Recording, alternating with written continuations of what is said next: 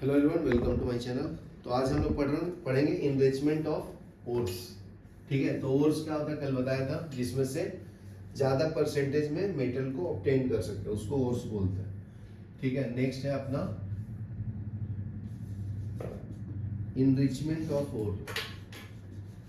Enrichment of ores. ठीक है, तो ores mined from earth are usually contaminated with large amount of impurities. ठीक है, उसके अंदर इम्प्योरिटीज भी होता है, जैसे सॉइल हो गया, सैंड हो गया, उसको हम लोग गैंगी बोलते हैं। तो ये फर्स्ट पॉइंट लिखो, ores mined from earth are usually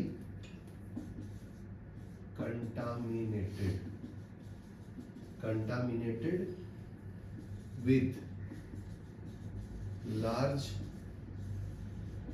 amount of impurities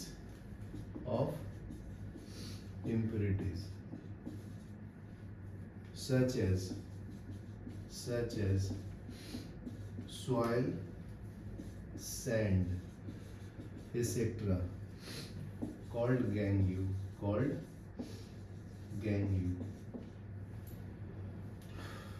ठीक है, इसका नाम गैंग्यू है। जो इम्प्योरिटीज ओर्स में पाए जाते हैं उसको क्या बोलते हैं? गैंग्यू बोलते हैं। ठीक है, the impurities must be remove from the ore prior to the extraction of metal. तो इसको हम लोग को हटाना पड़ेगा ना जी, मेटल में नहीं आना चाहिए। ठीक है, तो उसमें different physical and chemical properties के अनुसार हम लोग उसको रिमूव कर सकते हैं। Sorry,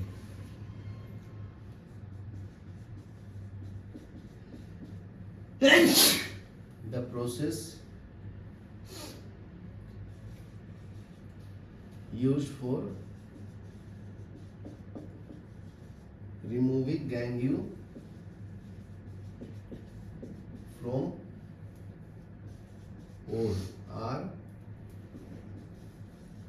based on differences between physical और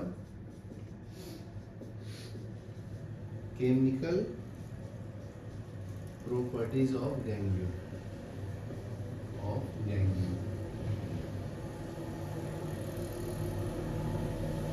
ठीक है, तो डिफरेंट टेक्निक से हम लोग उसको अलग करते हैं। तो नेक्स्ट देखो, extraction of metal low in activity series. तो पहले जो लो इन एक्टिविटी है उसको हम लोग कैसे ऑब्टेन करेंगे? तीन टाइप्स का एक्टिविटी वाला सीरीज था ना मेटल का, हाई वाला, लो वाला और मिडिल वाला। तो लो वाले को कैसे एक्सट्रैक्ट करते हो पहले देखते हैं। Extracting metals low in activity series. ठीक है, metal low in activity series आज वेरी अनरिएक्टिव। जो लो रिएक्टिविटी वाला तो बहुत कम रिएक्ट करता है। ठीक है, लो अनरिएक्टिव होता है ना, वो किसी के साथ रिएक्ट नहीं करता। जैसे गोल्ड हो गया, सिल्वर हो गया, तो ऑलरेडी इसका रिएक्टिविटी बहुत कम है। ठीक है, metals low in activity series are very unreactive. The oxide of these metal can be reduced to metal by heating alone. तो ऑक्साइड को हीट करके क्या मिलता है? मेटल मिलता है। ठीक है, the oxides of these metals can be reduced to metals by heating alone.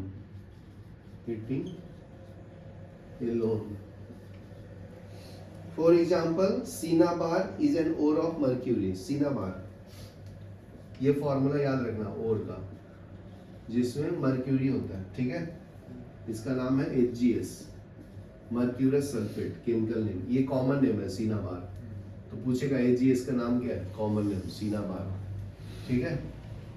इसको मर्क्यूरस सल्फेट बोलते हैं, ठीक है। Is an ore of mercury, ठीक है। When it is heated in air it is first converted to mercuric oxide. तो HgS से HgO में कन्वर्ट होता है फर्स्ट, ठीक है। जैसे देखो HgS को हीट करेंगे ऑक्सीजन के प्रेजेंस में, ठीक है, ये हीट का साइन है। तो HgO में कन्वर्ट होगा और बाहर सल्फर डाइऑक्साइड आएगा, तो बैलेंस कर लो, ठीक है। तो इधर 2 ऑक्सीजन, इधर 3 हो गया ना, तो इसको 3/2 लिखेंगे तो भी बैलेंस हो जाता है ना। 2 कैंसिल, 3 ऑक्सीजन, 1 मर्क्यूरी 1 सल्फर, ठीक है। तो बोला ना मर्क्यूरस सल्फाइड से मर्क्यूरिक ऑक्साइड में कन्वर्ट होता है, ठीक है। इसका नाम है मर्क्यूरिक ऑक्साइड, ठीक है। फिर मर्क्यूरी ऑक्साइड को हीट करेंगे तो क्या मिलेगा, मर्क्यूरी प्लस ऑक्सीजन, बराबर ना। तो इसको बैलेंस कर लो, यहाँ पे 2 लिख लो, यहाँ पे हाफ भी लिखेगा तो बैलेंस हो जाएगा, ठीक है। यहाँ पे अगर मैं हाफ लिख दूँ तो बैलेंस हो गया ना, ठीक है। तो ये भी हीट करने के बाद मिलेगा, लेकिन यहाँ पे ये लिक्विड स्टेट में, ठीक है। ये मर्क्यूरियस ऑक्साइड सॉलिड स्टेट में। चलो ये लिखो, फिर नेक्स्ट बताता हूँ, पॉज करो। मर्क्यूरस सल्फाइड जैसा ही कॉपर को भी कर सकते हैं, जैसे कॉपर सल्फाइड है ना, Cu2S, यहाँ पे ऑक्सीजन डालूंगा, हीट करूंगा तो क्या मिलेगा, copper oxide Cu2O plus SO2 sulphur dioxide. Balance करो, 2 कॉपर 2 कॉपर, 1 सल्फर 1 सल्फर, कितना ऑक्सीजन हो गया, 3 ना। तो यहाँ पे 3/2 लिख दो, ठीक है। ऐसे भी सही है, नहीं तो 2 से पूरे को मल्टीप्लाई करो तो बैलेंस हो जाएगा, ठीक है। तो ये 2Cu2S प्लस 2 इंटू 3/2O2, तो ये कैंसिल हो जाता है। हीट करेंगे Cu2 2 से मल्टीप्लाई किया प्लस 2SO2, बराबर है। इसको कॉपर सल्फाइड बोलेंगे ना, नाम भी लिखना है तो लिख लो, कॉपर सल्फाइड। ये क्या है, ऑक्सीजन, ये क्या है, कॉपर ऑक्साइड, ये है सल्फर डाइऑक्साइड, सल्फर,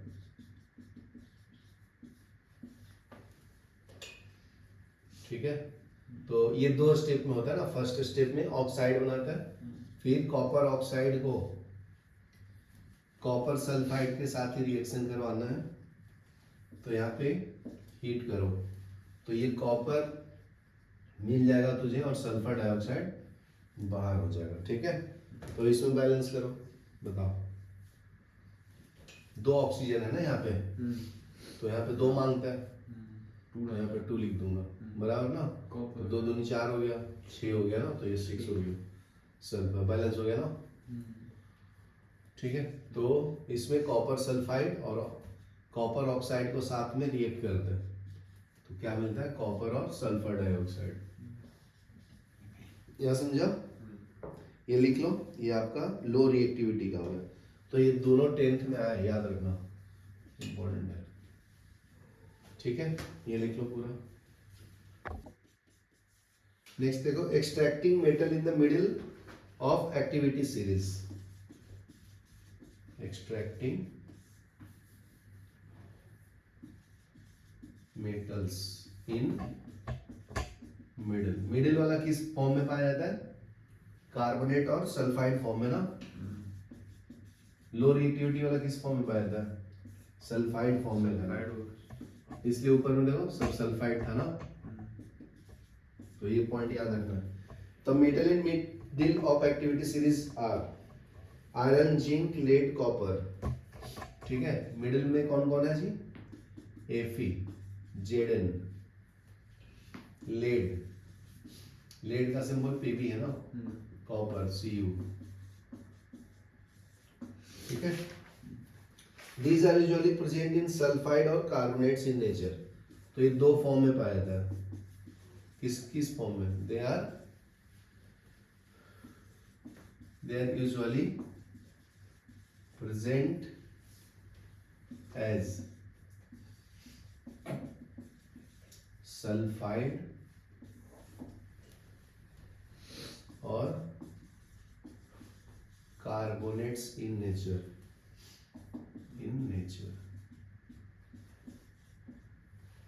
ठीक है. It is easier to obtain the metal from oxide.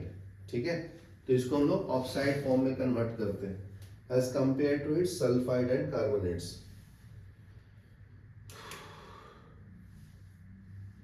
तो इसको क्या कन्वर्ट करते हैं? मेटल ऑक्साइड, ये सल्फाइड और कार्बोनेट से पहले ऑक्साइड फॉर्म में कन्वर्ट करेंगे ना.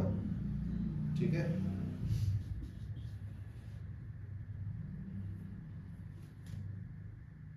लिख लो. The sulphide ores are converted into oxides by heating strongly in the presence of oxygen. In the excess of air is known as roasting. ठीक है. तो ऑक्सीजन के प्रेजेंस में सल्फाइड को हीट करेंगे तो उसको हम लोग रोस्टिंग बोलते हैं. ये पॉइंट याद रखना, डिफिनेशन ये आता है एग्जाम में. ठीक है. नेक्स्ट है कैल्सिनेशन. तो कार्बोनेट्स को ऑक्सीजन की जरूरत नहीं है ना, तो उसको कैल्सिनेशन बोलते हैं. ठीक है. तो लिखो द कार्बोनेट्स और are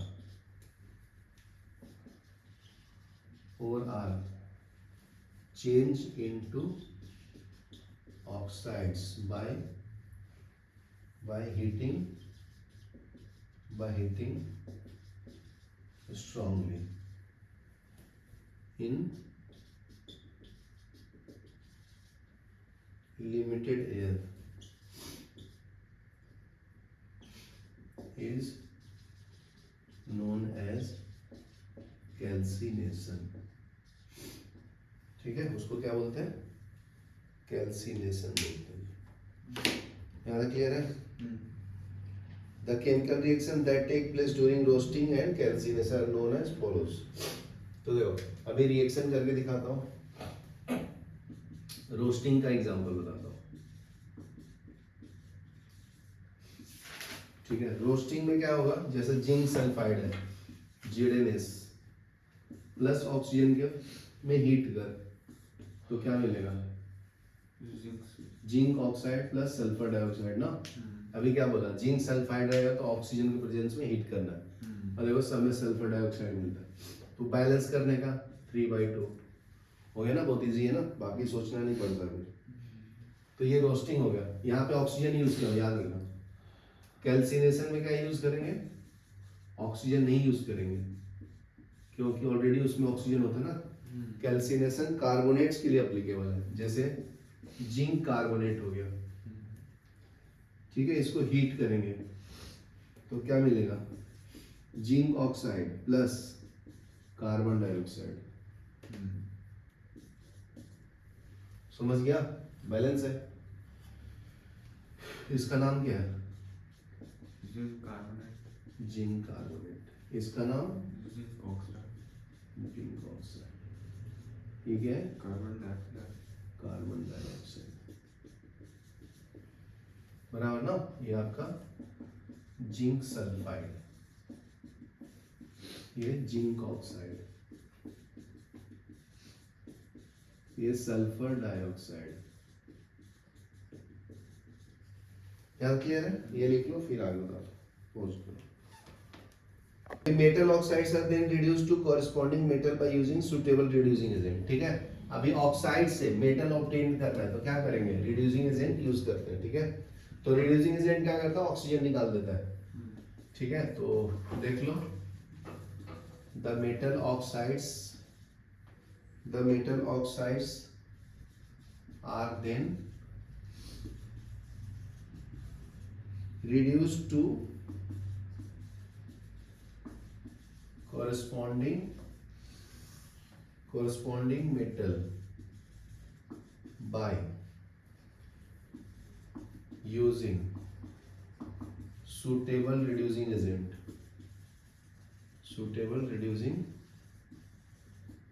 agent such as carbon। ठीक है,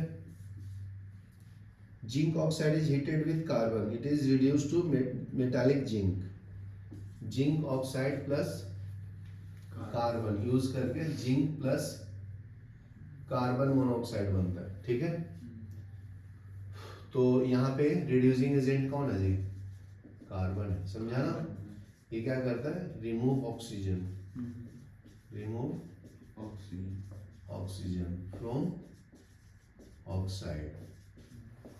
ठीक है ना, तो ये बन जाएगा जिंक और ये बन जाएगा कार्बन मोनोऑक्साइड। ठीक है, तो ये क्या हो जाएगा तुम्हारा जिंक ऑक्साइड है ना, यहाँ क्लियर है। तो ये इंपॉर्टेंट है, बहुत याद रखना, यही आएगा 100%, 10 CBSE में हर साल आएगा। The process of oxidation and reduction explained in the first chapter, obtaining metal from the compound is a reduction process। ठीक है, beside using coke to reduce metal oxide to metal, sometimes displacement reaction can be used। highly reactive metals such as sodium, potassium, calcium reducing agents। ठीक है, जो highly reactive metal है ना वो reducing agent की तरह काम करता है। ठीक है, तो ये पॉइंट नोट कर लो, द highly reactive metal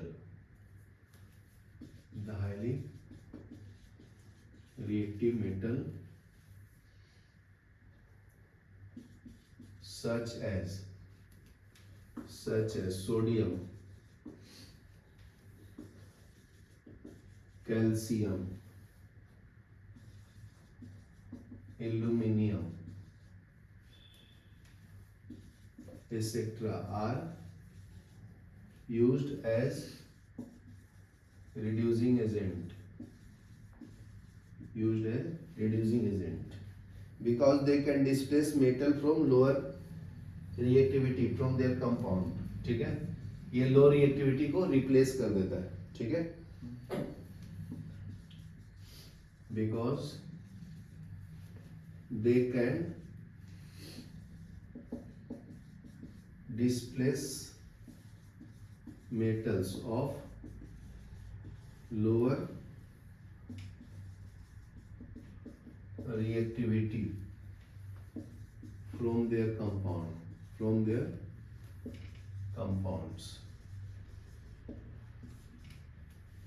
ठीक है, तो देखो, when manganese dioxide is heated with aluminum powder, the following reaction take place। तो देखो, मैग्नीज डाइऑक्साइड है प्लस एल्युमिनियम है, तो यहाँ पे एल्युमिनियम रिड्यूसिंग एजेंट की तरह काम कर रहा है। ठीक है, तो मैग्नीशियम ये फिर बन जाएगा तुम्हारा मैग्नीज प्लस एल्युमिनियम ऑक्साइड, क्या आपका है मैग्नीज डाइऑक्साइड।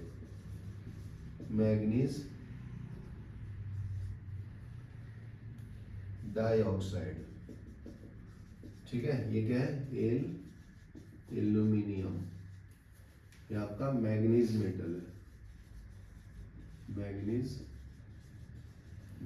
ये क्या है एल्युमिनियम ऑक्साइड। यहाँ क्लियर है। तो ये देख लो, फिर आगे बताता हूँ, पॉज करो। तो हर एक रिएक्शन को बैलेंस करना होता है ना, ये बैलेंस ऑलरेडी, तो इसको बैलेंस करो, एक मैग्नीज तो एक मैग्नीज है। ठीक है, ऑक्सीजन इधर 3 हो गया जी, तो क्या करने का, एल्युमिनियम एक है तो किधर 3/2, कुछ भी बोलेगा, इधर 3 मांगता है ना, इधर 3 है, तो क्या करूं, उल्टा करने का, इसको 3 से मल्टीप्लाई करो, इसको 2 से करो, तो इसको 3 और इसको 2 से, तो एल्युमिनियम बढ़ गया ना, 4 हो गया, तो इसको 4 लिखो। यहाँ पे मैग्नीज 3 हो गया, तो ये 3 हो जाएगा। समझा? मैथ्स में पढ़ते हैं ना जैसे क्रॉस सब्स्टिट्यूशन करने का, ये देखो 2 है, ये देखो 3 था, तो इसको 3 से मल्टीप्लाई किया, इसको 2 से किया। ठीक है, चलो नेक्स्ट पॉइंट देखो, this displacement reaction are highly exothermic. ठीक ना, तो ये जो रिएक्शन बताया रिड्यूसिंग एजेंट वाला, तो ये हाईली एक्सोथर्मिक होता है ना, तो लिख लो this displacement reactions are highly exothermic। exothermic मतलब हीट रिलीज करता है। ठीक है, the amount of heat evolved is so large that metals are produced in the molten state। ठीक है, तो मेटल जो प्रोड्यूस होता है वो मोल्टेन स्टेट में मिलता है जी। ठीक है, तो ये भी लिख लो the point, the amount of heat evolved is so large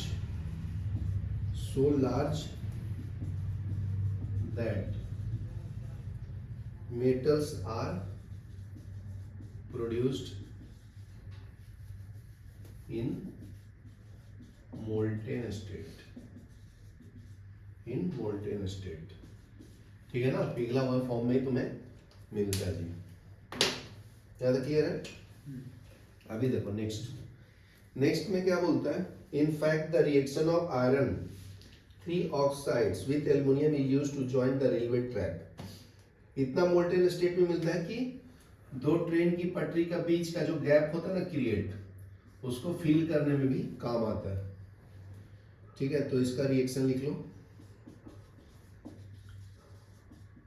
the reaction of iron 3 oxide Fe2O3 with aluminium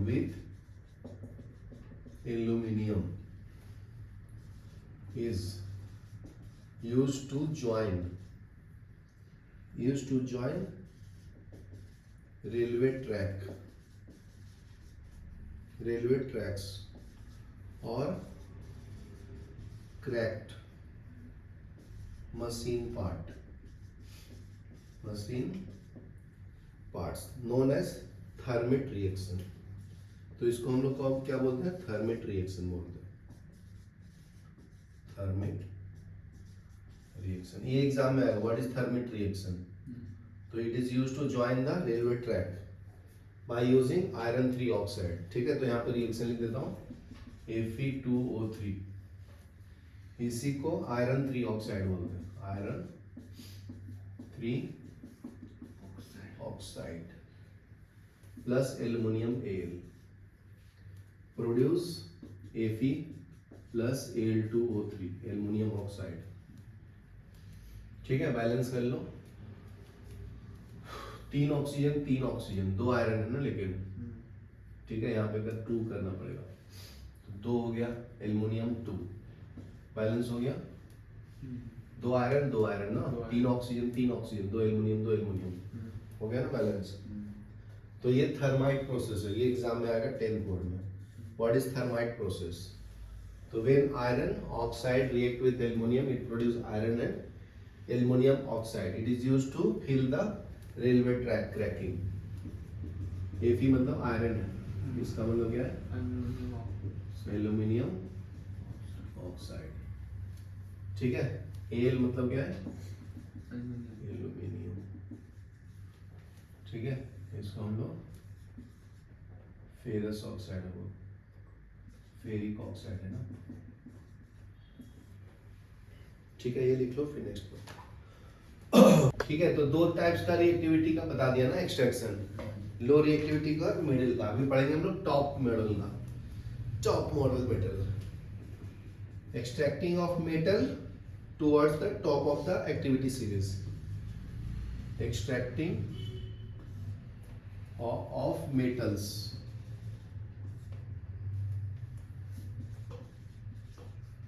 towards top of activity series.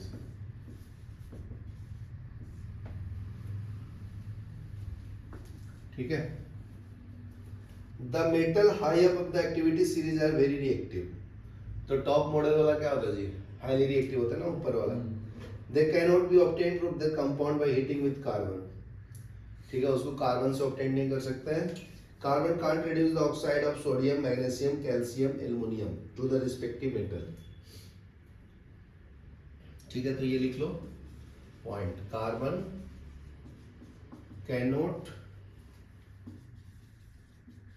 reduce oxides of sodium, magnesium, calcium, aluminium, etc. to respective metals. ठीक है, this is because these metals have more affinity for oxygen than carbon. ठीक है ना, carbon oxygen का electronic configuration 2,6 है ना, और carbon का क्या 2,4. तो ये ज्यादा इलेक्ट्रोनेगेटिव है ना, तो इसको ये छोटा वाला आदमी कैसे कर सकता है, रिप्लेस. समझा, इसलिए कैन नॉट रिप्लेस. तो लिख लो this is because these metals have more affinity for oxygen than carbon. These metals are obtained by electrolytic reduction. तो इसको हम लोग कार्बन के थ्रू नहीं, इलेक्ट्रोलाइटिक रिडक्शन के थ्रू ऑब्टेन करते हैं. These metals are obtained by electrolytic reduction. ठीक है, चौथा है बोलो. For example, sodium, magnesium, calcium are obtained by electrolysis of their molten chlorides. ठीक है, तो एग्जाम्पल में क्या है जी, ये सब का हम लोग ऑब्टेन करते हैं मोल्टेन इलेक्ट्रोलाइट से. किसका सोडियम, मैग्नीशियम का सिंबल मैग्नीज का सोडियम, मैग्नीशियम एंड कैल्शियम का symbol Ca are obtained by electrolysis of their molten chlorides. The metals are deposited at cathode. The metals are deposited at the cathode. Cathode मतलब negative charge particles. Negative charge electrode. ठीक है, whereas chlorine कहाँ पे liberate होता है जी, chlorine is liberated at the anode. ठीक है, क्लोरीन पे नेगेटिव चार्ज होता है ना, तो ये एनोड पे जाके डिपॉजिट होता है. एनोड को पॉजिटिव चार्ज पार्टिकल बोलते हैं ना, चार्ज पार्टिकल. ठीक है, तो रिएक्शन देखो, एट कैथोड नेगेटिव चार्ज है तो इस पे पॉजिटिव आएगा, तो यहाँ पे सोडियम का रिएक्शन होगा. तो Na प्लस एक इलेक्ट्रॉन गेन करके सोडियम न्यूट्रल एटम बनता है. समझा ना. कैथोड पे देखो, एट एनोड ये पॉजिटिव चार्ज है, 2Cl minus gives Cl2 plus 2 electrons बाहर आएगा. समझा? चलो ये देख लो। नेक्स्ट है रिफाइनिंग ऑफ मेटल्स। नेक्स्ट पढ़ेंगे रिफाइनिंग ऑफ मेटल्स। ठीक है, तो देखो metal obtained by various reduction process described ever are very not pure, they obtain impurities that can be removed by electro, ये refining impurities metal is electrolytic refining. ठीक है, उसमें कुछ कुछ इम्प्यूरिटीज हो जाता है ना, तो उसको कैसे रिमूव करते हैं? इलेक्ट्रोलाइटिक रिफाइनिंग से। ठीक है, तो ये पॉइंट लिख लो। The most widely used method for refining impure metal is electrolytic refining. The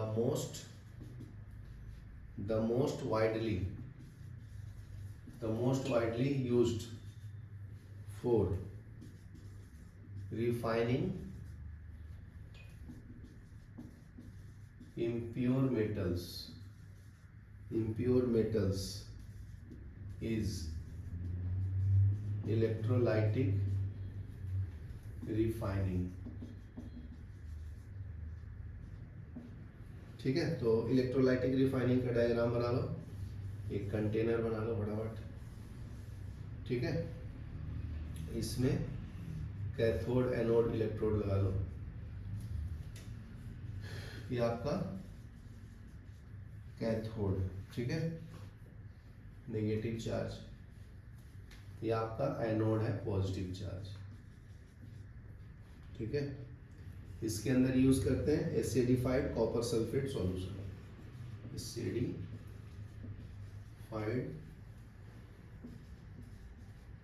copper sulphate solution.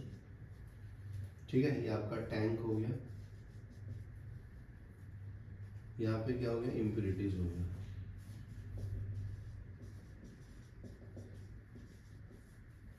ठीक है, ये माइनस के पास Cu2+ आ जाएगा जी। ठीक है, ये इसके पास डिपॉजिट होता है, निकलता है यहाँ से एनोड से। ठीक है, यहाँ पे बैटरी कनेक्ट कर दो, पॉजिटिव को पॉजिटिव के साथ, नेगेटिव को नेगेटिव के साथ। तो इलेक्ट्रोलाइटिक रिफाइनिंग के बारे में मैं पॉइंट्स लिख देता हूँ। Electrolytic refining. Many metals such as copper, zinc, tin, nickel, silver, gold are refined electrolytically. ठीक है, many metals such as copper, zinc, tin, nickel, silver, gold are refined electrolytically। ठीक है, इलेक्ट्रोलाइटिकली इसको हम लोग ऑब्टेन कर सकते हैं। कौन कौन से मेटल को? कॉपर, जिंक, टिन, निकल, सिल्वर, गोल्ड। ये नाम याद रखना इंपॉर्टेंट है। ठीक है, तो नेक्स्ट पॉइंट लिखो। In this process impurities metal is made the anode। ठीक है, एनोड के पास impurities होता है। ठीक है ना, यहाँ पे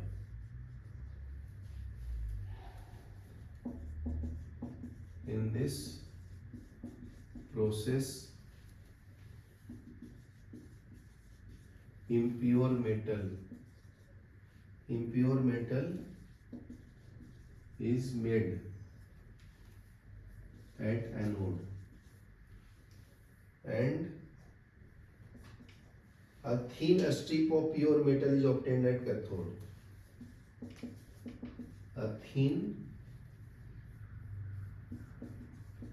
strip of pure metal is made at cathode। ठीक है, solution of metal salt is an electrolytic. तो कॉपर सल्फेट सॉल्यूशन जो है ये इलेक्ट्रोलाइटिक सॉल्यूशन है, ठीक है ना। तो ये भी लिख लो, a solution of metal salt is used as an electrolyte. The apparatus is shown in the figure. On passing the current through the electrolyte, pure metal from anode dissolved in the electrolyte. On passing current through electrolyte, pure metal from anode dissolved into electrolyte, ठीक है। तो equivalent amount of pure metal from electrolyte is deposited at cathode. तो यहाँ से जितना copper निकलेगा उतना ही deposit होगा कैथोड के ऊपर, ठीक है। ये लिख लो, फिर आगे बताता हूँ ऊपर, ठीक है। एक कंटेनर लिया जिसमें कैथोड है, नेगेटिव उसको बोलेंगे, ये इलेक्ट्रोड है, इसको हम लोग इलेक्ट्रोड बोलते हैं। इलेक्ट्रोड क्या होता है, जिसके ऊपर रिएक्शन होता है, ये सरफेस प्रोवाइड करता है। जैसे ये पेन हो गया, ठीक है, तो ये कैथोड हो गया, ये एनोड हो गया। तो यहाँ से जो इम्प्यूरिटीज मेटल निकलेगा यहाँ के ऊपर डिपॉजिट होगा प्योर फॉर्म में, नीचे इम्प्यूरिटीज है। ये टैंक है, ये बैटरी कनेक्ट किया इसके साथ, ये वाला, ठीक है ना। तो करंट पास होगा तो यहाँ से मेटल निकल के यहाँ पे आएगा, डिपॉजिट होगा।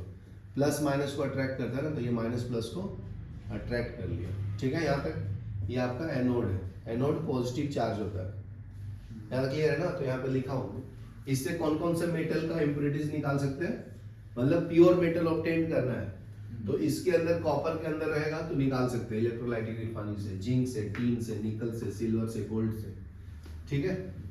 इलेक्ट्रोलाइटिकली मतलब करंट पास करके। तो यहाँ पे लिखा देखो, in this process impure metal is made at anode. तो इम्प्योर मेटल कैसे, कहाँ पे यूज करेंगे, यहाँ पे एनोड के ऊपर, ठीक है। A thin strip of pure metal is made at cathode। तो यहाँ पे प्योर मेटल ऑब्टेन्ड होगा कैथोड के ऊपर, ठीक है। A solution of metal salt is used as electrolyte। तो ये जो कॉपर का हम लोग इम्प्यूरिटीज हटा रहे हैं, तो इसके अंदर सॉल्यूशन भी कॉपर सल्फेट का यूज करेंगे। फॉर्मूला क्या है, CuSO4, इसको कॉपर सल्फेट बोलते हैं, ठीक है। On passing current through the electrolyte, pure metal obtained at anode dissolve into cathode. मतलब यहाँ से निकल के प्योर मेटल यहाँ पे डिपॉजिट होता है। यहाँ तक लिखो, समझा ना, बहुत सिंपल है। ये बनाना है, इम्प्यूरिटीज इसके ऊपर लेना है, प्योर मेटल यहाँ मिलेगा, करंट पास करना हो जाता है। तो नेक्स्ट पॉइंट देखो, इलेक्ट्रोलाइटिक रिफाइनिंग का। तो N equivalent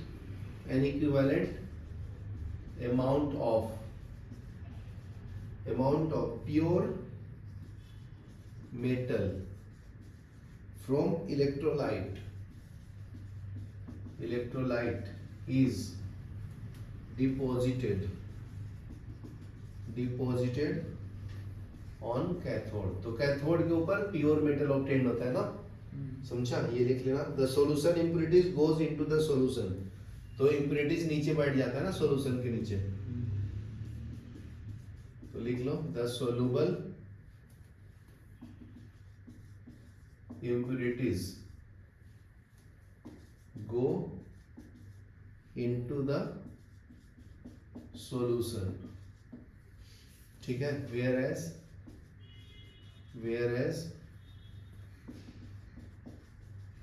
whereas insoluble impurities settle down at the bottom of anode and are known as known as anode mud, उसको हम लोग एनोड मड बोलते हैं, ठीक है, इम्प्योरिटीज को। यहाँ तक लिख लो। फिर हम लोग पढ़ेंगे कोरोजन के बारे में, तो पढ़ा ही देता हूँ कोरोजन। तो कोरोजन मतलब क्या होता है? डिस्ट्रैक्शन ऑफ मेटल, ठीक है। जैसे प्योर मेटल आया, ऑक्सीजन के साथ रिएक्ट करके वो अपना कलर चेंज बना दिया या ऑक्साइड बना दिया, उसको बोलते हैं। Silver article become black after some time when exposed to air. तो सिल्वर ऑक्सीजन के साथ मिलकर सिल्वर ऑक्साइड बना देता है ना, AgO। बैलेंस कर लो। तो ये ब्लैक कलर का होता है जी, ठीक है। पहले चमकते रहता है ना सिल्वर, चांदी व्हाइट कलर के जैसा, ठीक है। तो ये देख सकते हो, ये सिल्वर का है ना प्योर। तो ये ऑक्सीजन में छोड़ दूंगा बहुत देर तक, तो ये ऑक्साइड बना देता है ब्लैक कलर का, ठीक है। This is because it react with sulphur in air to form a coating of silver sulphide. Oxide बनाएगा तो नहीं देता, सिल्वर के साथ बनाता है ये, सिल्वर प्लस एस, AgS बना देता है, सिल्वर सल्फाइड, ठीक है। ये ब्लैक कलर का मिल जाता है। दूसरा पॉइंट देखो, copper react with moist carbon dioxide in air and slowly lose its shining brown surface and gain a green coating, ठीक है। कॉपर प्लस CO2 मिलके कॉपर कार्बोनेट बना देता है जी, ठीक है। तो बैलेंस कर लेना, यहाँ पे 2 लिख दूं तो ये कितना हो जाएगा, यहाँ 2 लिखूंगा तो 6 हो जाएगा ना, 3 करूंगा, समझा। तो ये हो जाएगा 3, तो ये 3। तो ये क्या बना लेता है? Copper carbonate, copper carbonate. तो ये कौन से कलर का है? ग्रीन। 2-3 कलर याद कर लो, ये सिल्वर सल्फेट, सिल्वर सल्फाइड है ना, ये ब्लैक कलर का है, ये ग्रीन कलर का है, समझा। नेक्स्ट है iron when exposed to moist air for a long time temperature for a coating of brown flaky substance called rust. तो उसको हम लोग रस्टिंग बोलते हैं ना। तो लिख लो ये statement, when iron is exposed, साथ में लिखो एक्सपोज्ड टू मॉइस्ट एयर, मतलब उसमें थोड़ा सा पानी की मात्रा होता है, moist air for a long time acquires a coating of a brown flesky substance called rust, ठीक है। तो रस्टिंग का इक्वेशन लिख लो, Fe plus O2 gives Fe3O4। Balance कर लो, इधर 2 लगा लो, इधर 3 लगा लो, समझ गया ना। चलो पॉज करो।